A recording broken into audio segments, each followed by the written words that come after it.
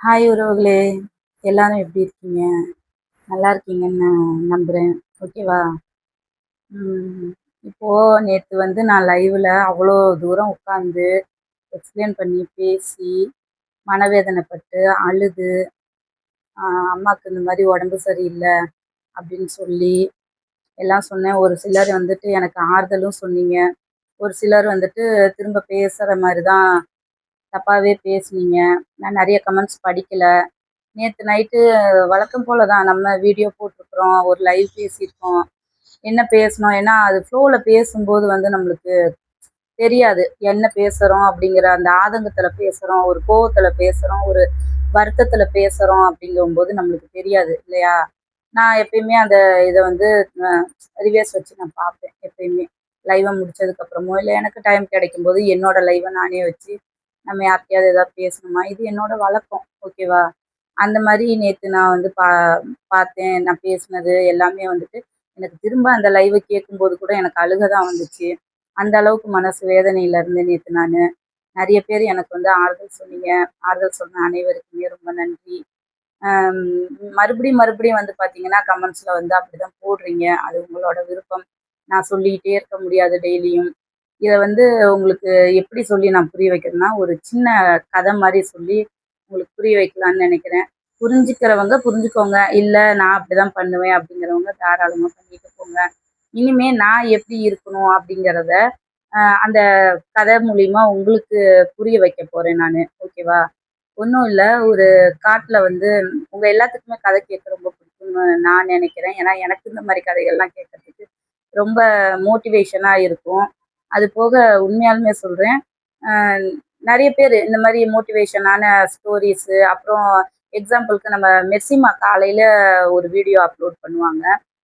உங்களுக்கு தெரியாதவங்க தயவு செஞ்சு போய் பாருங்க. உங்களோட லைஃப்க்கு ரொம்ப நல்லா என்ன சொல்றது? காலையில எழுந்திரிச்சோனே அந்த மாரி ஸ்பீச் எல்லாம் கேட்கும்போது, நம்மளுக்குள்ளாரயே ஒரு பாசிட்டிவ் எனர்ஜின்னு சொல்லுவோம்ல. அதாவது எந்த ஒரு கெட்ட விஷயத்துக்குள்ளாரையும் போகாம, நல்ல விஷயமா நம்ம செய்யணும் அப்படிங்கிறதுக்கு, அ மெர்சிமா சொல்ற அந்த மாதிரி வார்த்தைகள் எல்லாமே நம்மளுக்கு ஒரு எனர்ஜியா இருக்கும்.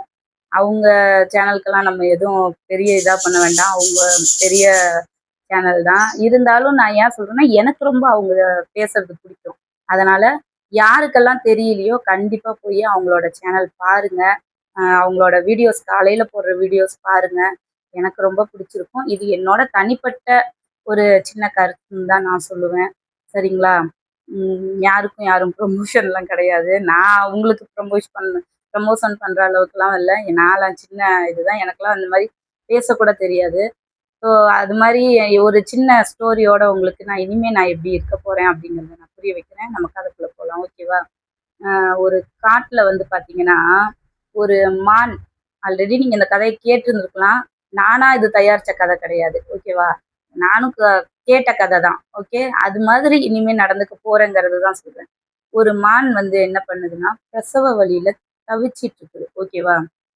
அப்போ அ ஒரு காட்டுக்குள்ளார போய் இந்த மாரி பிரசவம் அதாவது குழந்தை பெத்தெடுக்கிற டைம் அது. அப்போ ஒரு வேடன் வந்து வேடன்ங்கிறது அந்த வேட்டையாடுறாங்கல்ல அவங்க. அந்த மாரி இருக்கிற ஒரு நபர் வந்து அந்த மான பார்த்து வேட்டையாட முயற்சி பண்றாரு.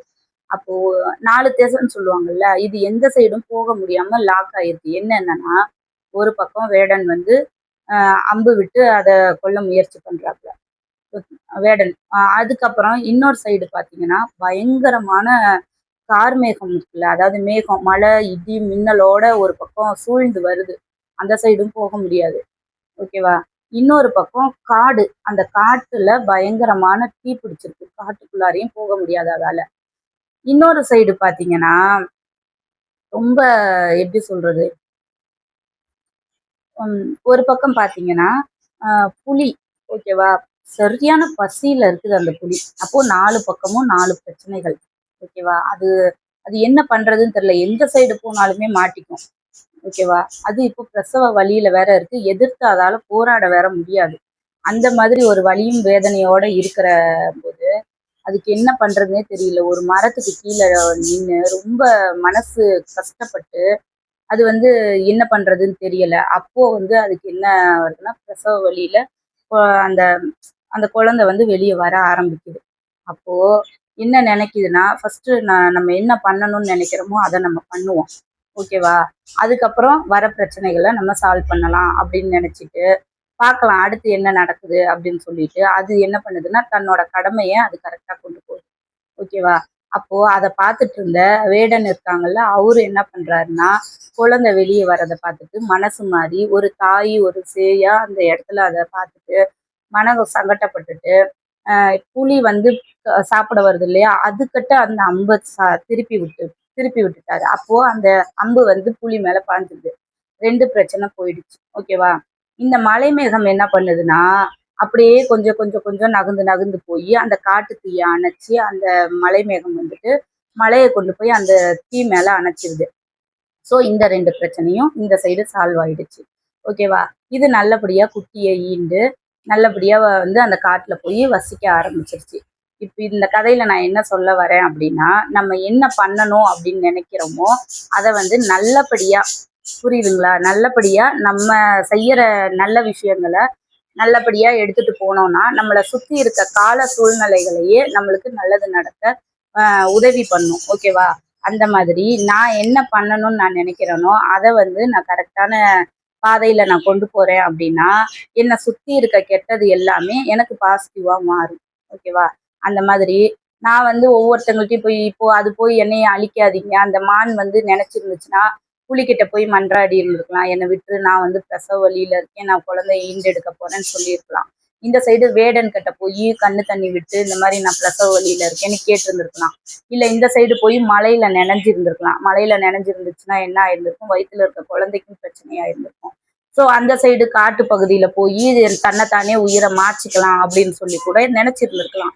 ஸோ அது அந்த இடத்துல அறிவா என்ன நினைச்சிச்சு, ஃபர்ஸ்ட் நம்மளோட கடமை என்ன, நம்ம இந்த பூமிக்கு வந்து ஒரு குழந்தைய வயித்துல வாங்கியிருக்கோம். அப்ப அந்த குழந்தைய நல்லபடியா பூமிக்கு கொடுக்கணும் அப்படிங்கிற கடமையை நம்ம கரெக்டா செய்யலாம் அப்படின்னு சொல்லி அதை அறிவா அந்த இடத்துல யோசிச்சு அந்த வேலையை பார்க்கவும் சுத்தி இருந்த பிரச்சனைகள் சால்வ் ஆயிடுச்சு. அந்த மாதிரி இனிமே நான் வந்து நான் என்ன பண்ணணுமோ அதை நான் கரெக்டா கொண்டு போய் நான் பண்ண போறேன். என்ன சுத்தி இருக்கிற பிரச்சனைகளோ, என்ன பேட் கமெண்ட்ஸ் பண்றவங்களோ கண்டிப்பா ஒரு நாளைக்கு புரிஞ்சுக்குவீங்கன்னு நான் நம்புறேன். ஓகேவா? இந்த கதை உங்களுக்கு பிடிச்சிருந்துச்சுன்னா எனக்கு சப்போர்ட் பண்ணுங்க. அதே மாதிரி இந்த கதையில வர மாதிரியே இனி நான் நடந்துக்க போறேன் அப்படிங்கறது உங்களால ஏத்துக்க முடிஞ்சுச்சு அப்படின்னாலுமே தயவு செஞ்சு கமெண்ட் பாக்ஸ்ல சொல்லுங்க. ஓகே, பாய் உறவுகளே. கண்டிப்பா வந்துட்டு 7 மணிக்கு நம்மளோட லைவ் இருக்கும். வந்து தவறாம கலந்துக்கோங்க. 7 to 8 மணிக்கு இனிமே தொடர்ந்து லைவ் போடுவேன். என்னால முடிஞ்ச வரைக்கும் டெய்லி ஒரு வீடியோ போட்டுறேன். ஓகேவா?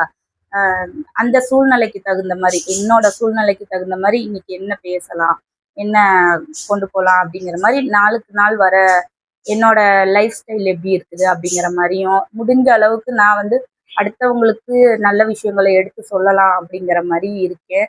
தொடர்ந்து சப்போர்ட் பண்ணுங்க. லைக் பண்ணிட்டு அந்த ஹைப் பட்டன் அப்படியே அழுத்தி விட்டுருங்க. பாய் உறவுகளே.